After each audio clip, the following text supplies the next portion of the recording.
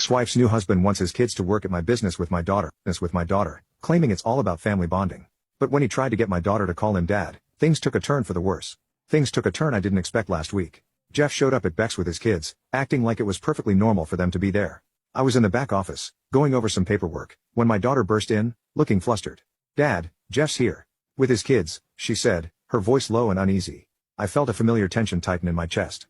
I took a deep breath, trying to stay calm. "All right," I muttered, more to myself than to her.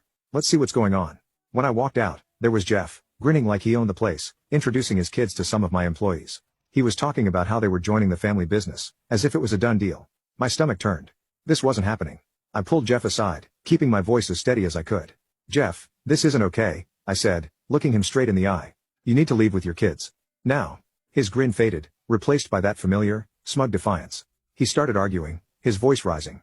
Customers and staff were starting to stare. My mind raced. This was exactly the kind of scene I wanted to avoid. Before I could say anything more, my daughter stepped forward. "Jeff," she said, her voice clear and steady, even though I could see her hands trembling slightly.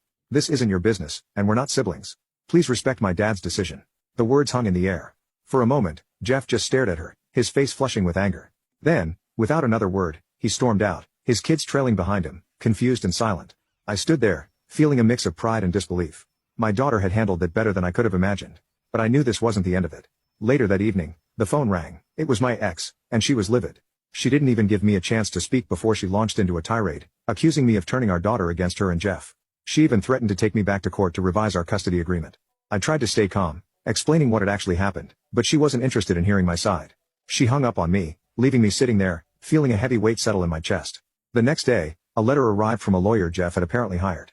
A cease and desist letter, claiming I was discriminating against his children and threatening legal action if I didn't make things right. It was absurd, but still, it added to the stress. But through all of this, something unexpected happened. My relationship with my daughter grew stronger. She was incredibly supportive, standing by my side and making it clear how much she valued our bond and her place in the family business. We had some deep conversations about the future of Beck's, and her role in it. It was a silver lining in what had otherwise been a stormy time. As for Jeff and my ex, I'm standing my ground. I've consulted with my lawyer to make sure I'm protected, and I'm not giving in to their demands. Beck's is my business, and I have every right to decide who works there. This whole situation has been a roller coaster, and while it's been tough, I feel more confident in my decisions than ever. I'm curious to hear your thoughts on these recent events. Am I still handling this the right way? Now you can watch the third part by clicking share and more.